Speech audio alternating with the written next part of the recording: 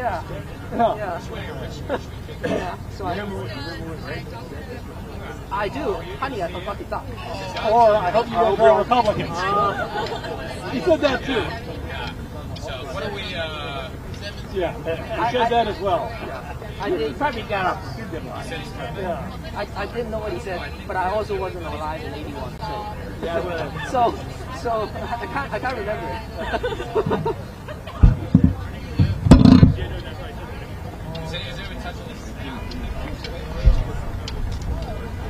Okay. All right. 2 more minutes. 2-minute countdown has begun. You weren't alive. You weren't alive. I was alive. Was anybody alive in '81? I think I wasn't. I was not. Well, that's also true that I lost. Boy, you guys now have some good weather for you now. February, this kind of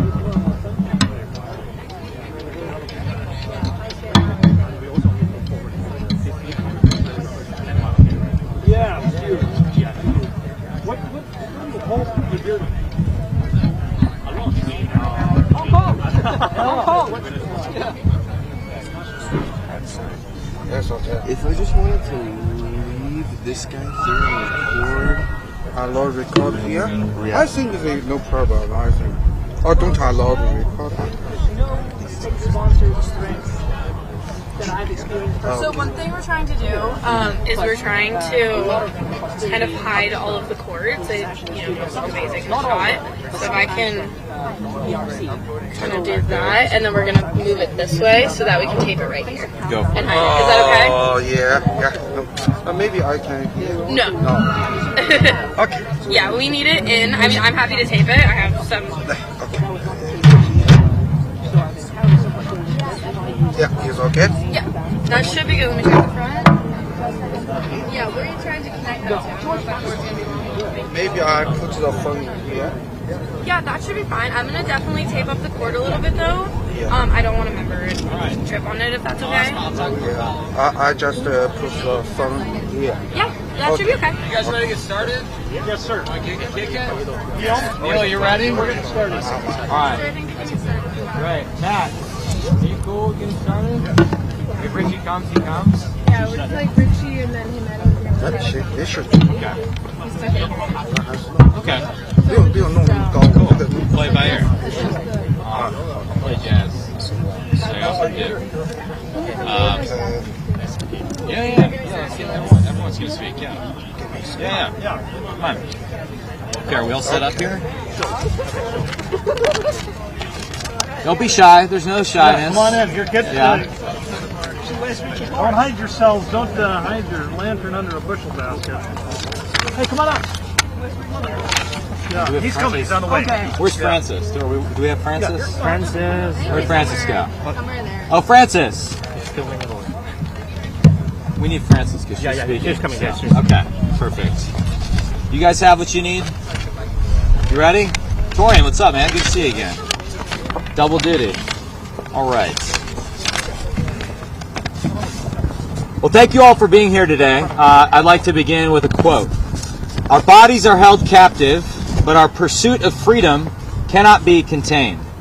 Joshua Wong wrote these words from a prison cell in 2017, and he's back in a prison cell today. 2 years ago today, 47 Hong Kong citizens, including Joshua Wong, were charged for their alleged attempts to subvert state power under the Chinese Communist Party's national security law. A law drafted and imposed without any consultation, a law that threatens freedom still today. Now, the CCP claims this legislation is intended to protect, to keep Hong Kong safe.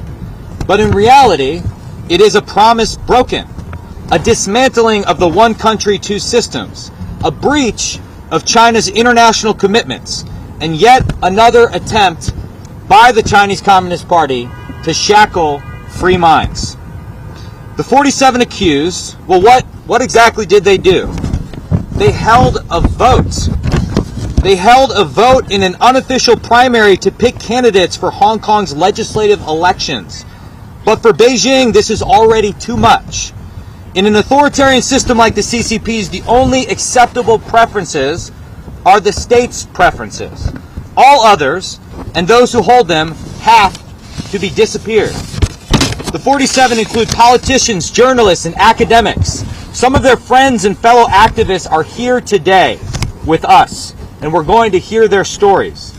If the 47 are given the maximum sentence available, all of them could die in jail. This is not the behavior of an open society. This is not the behavior of a state that believes in the dignity of human life. We've written a letter to Secretary of State Blinken imploring him to demand the release of the Hong Kong 47 and all political prisoners. We've also urged him to hold the Hong Kong government accountable for their actions, to include by revoking the privilege, exemptions, and immunities of the Hong Kong economic and trade offices in the United States. The Select Committee on the CCP is here today. We're here today, all of us are here today, to send a message to the CCP and prove Joshua Wong right, that you can hold the brave activists captive, but you cannot contain their pursuit of freedom. We cannot allow tyranny to advance, let alone succeed. The world is watching. Hong Kong matters. Hong Kong is not a decided question. Hong Kong's story is the story of millions around the world who are weary of oppression, yearning for freedom. Dignity, human rights, those aren't just American ideals. They are universal human hopes. Beijing's authoritarian vision does not stop at its borders. It does not stop at Hong Kong. A world in which people are free is a world unsafe for the CCP. So it's trying to change it. I want to end by talking about a little newspaper most Americans have never heard of. Apple Daily was a very unlikely symbol of freedom. It was a tabloid started by a garment businessman with a penchant for criticizing the mainland government. Everybody predicted that it would fail. But where larger, fancier papers sold their souls, that little tabloid grew to be the most important pro-democracy voice in Hong Kong. And why is that? Because it spoke the truth. This is the last copy of the newspaper from June 2021. That little tabloid that started in 1995, that was never supposed to amount to anything, well, hundreds of thousands of Hong Kongers started lining up in the middle of the night to buy the last issue. And by the morning, the newsstands were empty. They sold 1 million copies. So we are going to hang this copy in the offices of the Select Committee on the CCP. We want every guest, every witness, every journalist to see this issue when they walk in, to remind us all that if we could have just a small fraction of Jimmy Lai and the Hong Kong 47's courage in our work, we can move mountains. We will fight for freedom. We will stand with Hong Kong. And with that, it's my honor to introduce Frances Hui. She's been a Hong Kong democracy activist since she was a young teenager, and now she's with the Committee for Freedom in Hong Kong. Frances, please join us. Thank Congressman. Thank you for everyone to show up here today. I'm exceptionally honored and grateful that I get to speak here today, because for a very long time, Hong Kong has been seen as a lost cause in Washington, and has been forgotten by the world largely. Today we're joined by people coming from all walks of lives, many of whom have worked tremendously in the field of China policy. Some of us came from the ground of Hong Kong, witnessing and participating in the movement in Hong Kong back in 2019. Some of us had to leave Hong Kong due to political persecutions, and some of us were personal friends of the 47 that are charged under the national security law. For whatever reasons that brought you here today, I believe there is one single thing that connects all of us here, as well as the people that are locked behind bars today in Hong Kong, which is the fact that we all believe China is a #1 threat to world's democracy and human rights, and that Hong Kong is absolutely an important part of that. I grew up in a Hong Kong where diversity of voices was allowed, I learned from school about freedom of speech and how the basic law is protecting all of that. 10 years ago, I saw students sitting on a hunger strike trying to overturn a national education scheme. And one of them, of course, as you guys know, is Joshua Wong. So at that time, I joined scholarism and started my activism. I was 14 years old. We would protest in our school uniforms, climbing up and down in barricades and campaigning in the streets every single weekend. People would tell us, "You're too young, you shouldn't be here." And indeed, all of us would think that kids should be at school, hanging out and playing with their friends. But at least those are the days when young people get to stand up. This was the Hong Kong I was used to. In 2019, however, I saw students as young as 9 years old standing on the front line against the police. Right now, among the thousands of political prisoners in Hong Kong, over 100 of them are teenagers under 18 years old.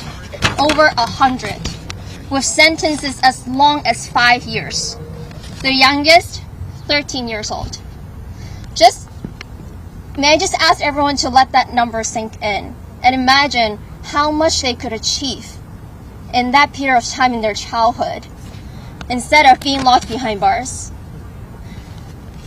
Earlier in the weekend, I was in a rally for Ukraine as we enter 1 year of Russian invasion of Ukraine. And I can't stop to think this is exactly the consequence of neglecting the CCP's attack on human rights and freedom. The Tiananmen Square massacre was a reminder of this consequence when we failed to stop Beijing from undermining the rights and freedom of its own people domestically. And so as the occupying of Tibet, the ethnic cleansing of Tibetans, then the Uyghur genocide, and then Hong Kong. Again and again, we enabled CCP's violation of human rights and emboldened other actors around the globe like Russia to continue their own human rights violations. Every time we let authoritarians slide with their atrocities, we risk other bad actors attempting the same with their neighbors and jeopardizes the future of Taiwan. That is why it is important for us to hold CCP accountable for all their attempts to challenge world's democracy, whether it is the violation of human rights, to practice and export surveillance, the censorship of criticism, and the transnational repression. It is important for us to send a message to Beijing and the international community that there is no place in this world for violators of human rights like the CCP. Hong Kong is essentially a case study of what occurs when the US ignores human rights priorities in its quest to compete with CCP. We cannot tackle the threats of the CCP if Hong Kong is not taken as a critical part of the US strategy. And they should be carried out in tandem with other democracy-defending allies to broaden the efforts. Today, we mark the anniversary of the charging of the 47 activists in Hong Kong under the national security law, most of whom have been imprisoned for over 700 days. Their faces and 1,000 more political prisoners in Hong Kong signify tremendous courage and determination in standing up against the obstruction of of freedom in Hong Kong. Most importantly, they remind us of CCP's day-to-day crackdown on the people and the civic society of Hong Kong. Not only their faces should be remembered, but their name should be raised directly in diplomatic engagement with Chinese counterparts and essentially in the discussion of policy towards China. To wrap up my remarks, I would want to say Hong Kong should not be forgotten, ever. This is a challenge given to people both in Washington and the people of Hong Kong scattered around the world. It was never too young for me to start, and it's never too late for the US to step up its efforts to safeguard freedom in Hong Kong and to hold the CCP and Hong Kong authorities to account. In that regard, we're thrilled to see the recent development in US politicians and the creation of this select committee on CCP, which shows that American perspective on China is finally going to change.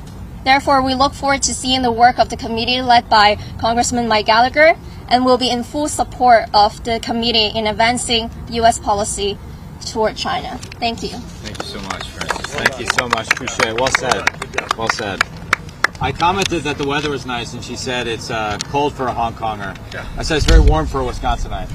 But I'd like to ask another committee member to speak, Dusty Johnson, and then we'll alternate between committee members and other people. There are people, members of Congress, perhaps, who think that the Chinese Communist Party can coexist with freedom and democratic ideals. The experience in Hong Kong has shown us that that is not the case. There are people who want to take the Chinese Communist Party's word for it when they say they are open to one country, two systems. The experience in Hong Kong is proof that that is not true. I cannot tell you how much I appreciate talking to the folks from the Hong Kong Democracy Council who have shared with members of Congress about what a clear and present threat the Chinese Communist Party is, not just to people in Hong Kong, but to any freedom-loving person across this globe.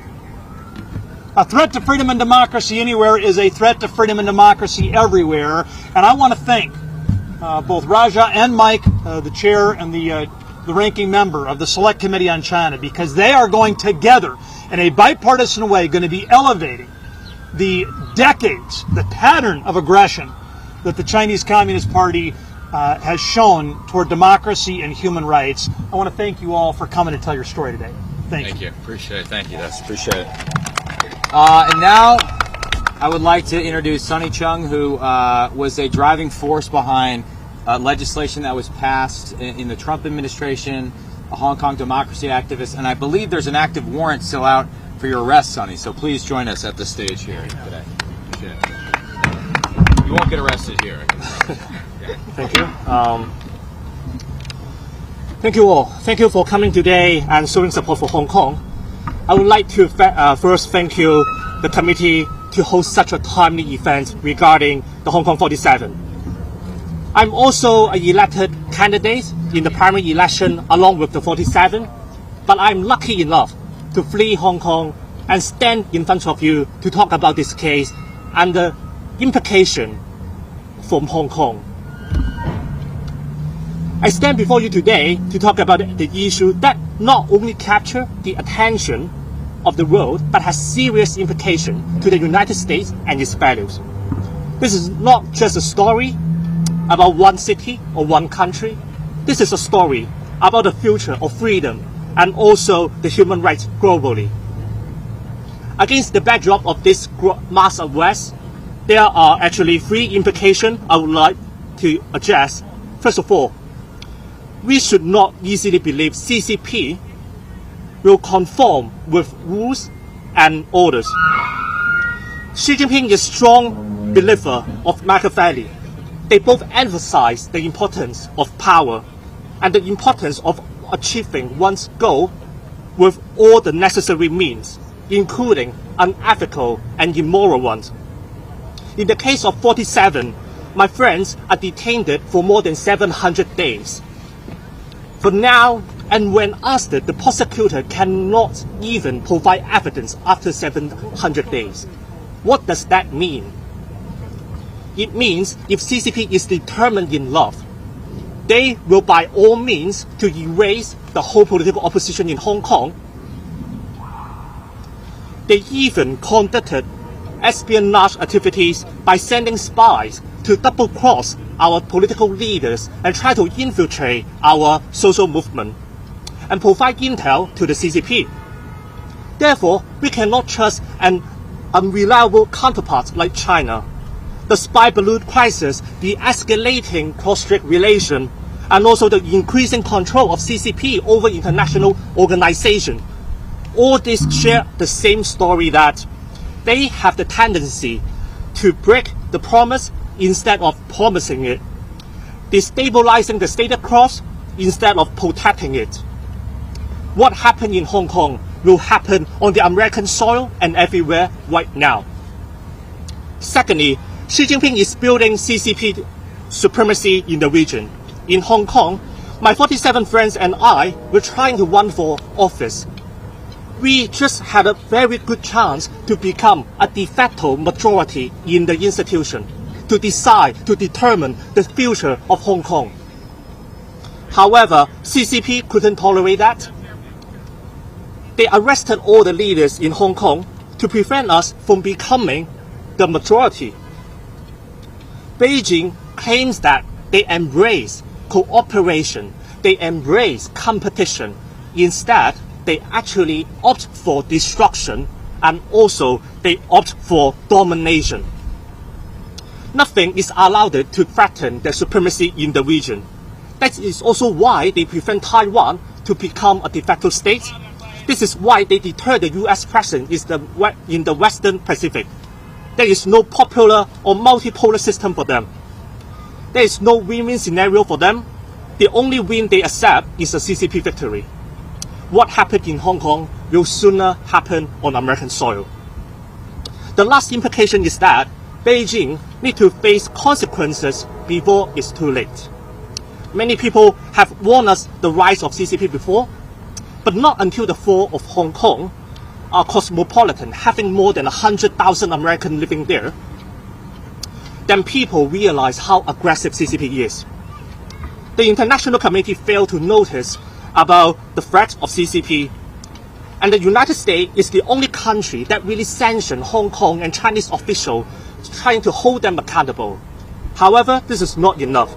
CCP thinks that they actually win the battle over the Hong Kong. They are now promoting a new story of Hong Kong. How can we allow that? We need coordinated action to work with like-minded countries to deter the CCP aggression. Instead of reactive action, we need proactive and preemptive action before more people are arrested. We need to remind it's impossible for Beijing to walk away without consequences after dismantling Hong Kong civil society. At this very moment, my courageous friend, 47 friends of mine, are now behind the bar and now facing the trial. They are combating the most powerful and strongest autocratic regime in human history. Many of them chose not to plead guilty and are ready to debate with the authorities and expose its absurdity. It's not because they have the faith in the judicial system. It's not because they believe they can get away in the court without any charges. It's because they want to remind Beijing, you cannot walk away without consequences after dismantling Hong Kong. They represent the hope of Hong Kong, and I do believe the United States, a nation of liberty, should not abandon my friends. We should remember their sacrifices and all the lessons we learned from Hong Kong and be ready to defend the values we believe, whatever it takes. Thank you very much. Thank you. Well said. Very well said. I wish everyone could hear that. Expert analysis of the CCP. And now, finally, unless Richie Torres or someone has showed up, I will introduce a Hong Kong activist who I've been fortunate enough to participate on a variety of Zoom calls with and has helped me understand what's going on, Joey Su. Thank you.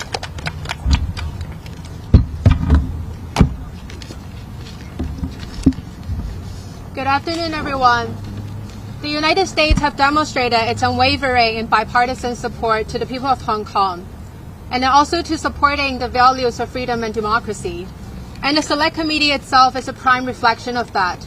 We thank you for organizing today's event in commemoration of our friends back in Hong Kong, and for upholding our values of freedom, which we all believe in.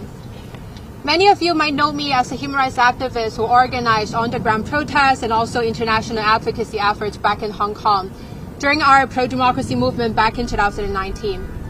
Some of you might also know that right before I went into exile, I was also the campaign manager to a dear friend of mine, Owen Chow, who is currently sitting behind bars and undergoing a 90-day national security law trial for a conspiracy to commit subversion, simply for participating in a civil society organized democratic primary elections back in 2020.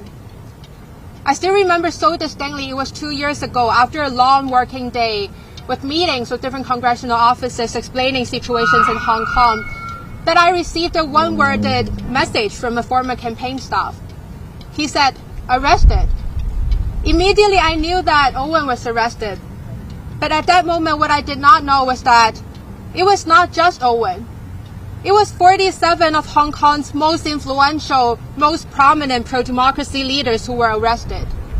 It was not just the more radical pro-democracy activists who advocated for Hong Kong independence or anything close to that. It was a wide range of pro-democracy leaders from such different generations and backgrounds.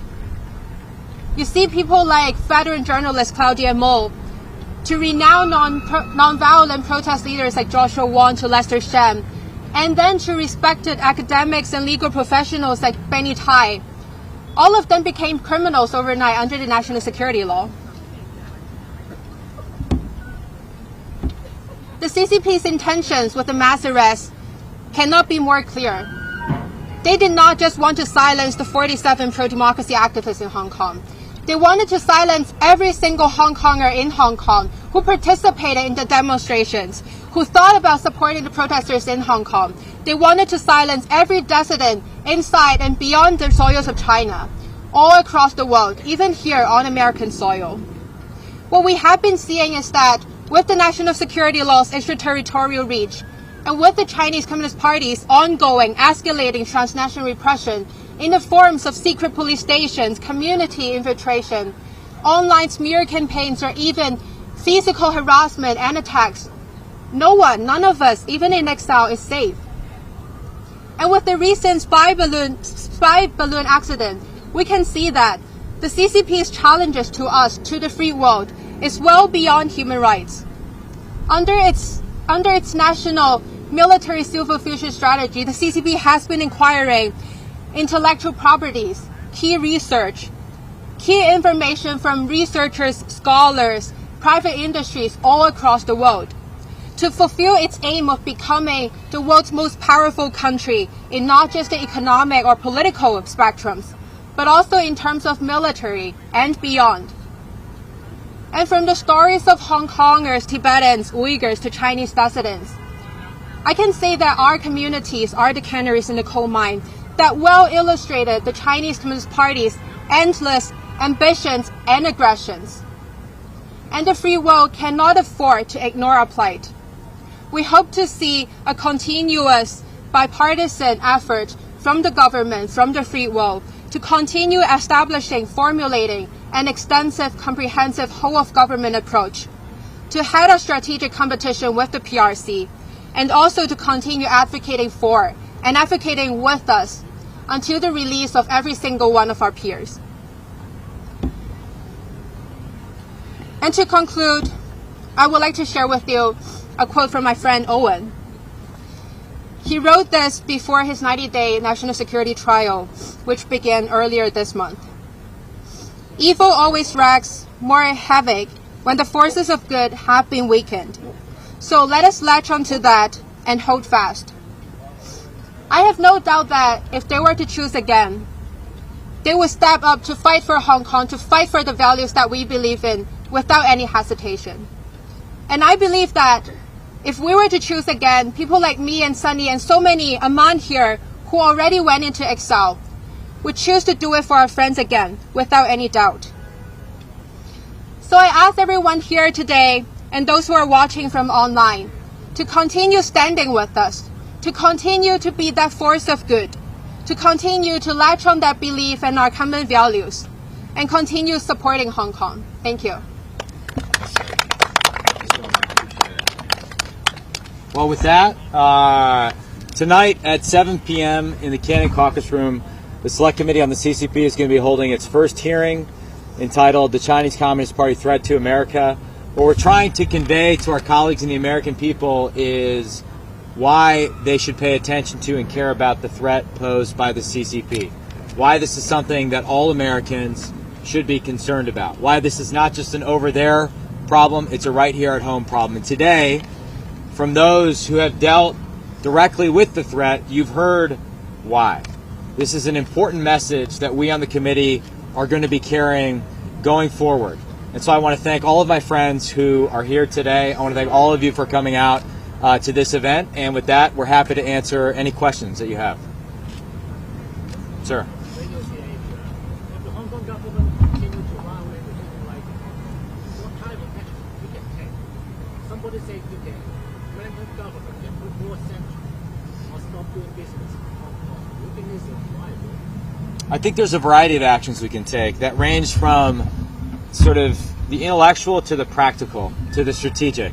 At an intellectual level, you heard today about the complete evisceration of the idea of one country, two systems. And in fact, having just spent 4 days in Taiwan, I was struck by how often what happened in Hong Kong was referenced by Taiwanese leaders to suggest that one country, two systems is now a fiction. So at an intellectual level, I think we have to digest that, such that even Xi Jinping's foremost advisor, Wang Huning, is now tasked with reformulating their propaganda with respect to how they sell the idea of one country, two systems to places like Taiwan and elsewhere. On a more practical level, what I've asked the Secretary of State to do in the letter that we've sent to him is simply to raise the case of the 47. Our diplomats should be demarching their counterparts in China about this issue every time there's a meeting. We should revoke, as I said in my speech, the status of the Hong Kong economic and trade facilities. More strategically, I think if you talk to many people in the audience here tonight, some form of immigration pathway for the persecuted from Hong Kong would be a sensible step and a strong signal we can send in solidarity to Hong Kong. We also have some legislation that we're looking at on the Select Committee right now. There's a Disclosure Act that's been talked about where businesses would have to disclose certain aspects of their presence in Hong Kong that I think would make sense, but we haven't yet endorsed it on the Select Committee. So I think there's a lot of things we can do. If nothing else, we can pressure the administration to not forget about Hong Kong. And anytime you have an American business that, like the American Chamber of Commerce in Hong Kong, is saying something silly, like praising the rule of law in Hong Kong, when obviously the rule of law has been undermined, if not destroyed, in Hong Kong, we need to be calling them out, as we recently did with the letter to the American Chamber in Hong Kong. So, no silver bullet solution, but there's a lot of things we can do. If anyone else has thoughts, you're welcome. Ideas? These are the real experts, so. Yes?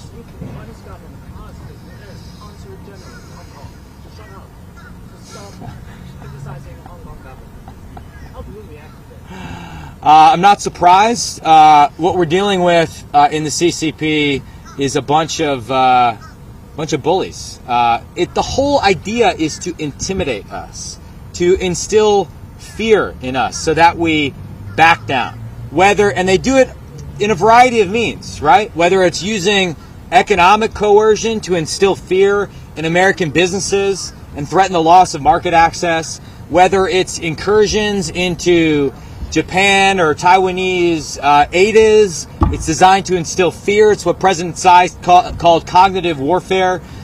Whether it's wolf warrior propaganda designed to get Americans to question that our values are worth fighting for and to give in to some of the worst propaganda that the CCP is spreading on American social media platforms. It's a bully tactic.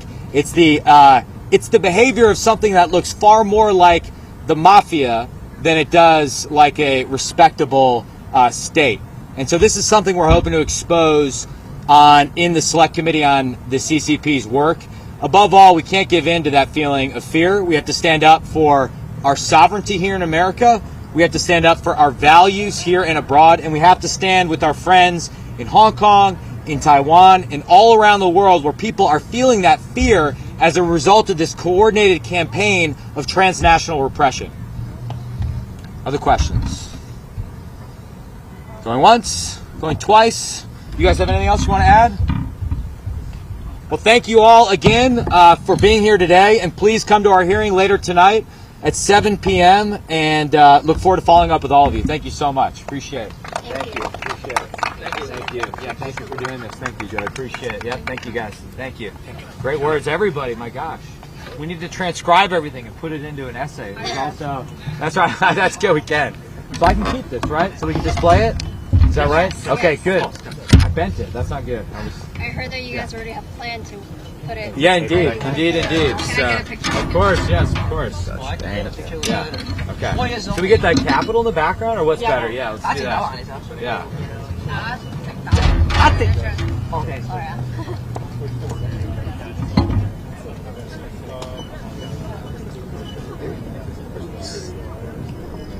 right. Okay. All right, great. Thank you. Yeah, thank you. Appreciate it. Yeah, thank you. Are we doing that picture? Yes. 係佢揸住張蘋果日報咁我同佢 Oh, thank you.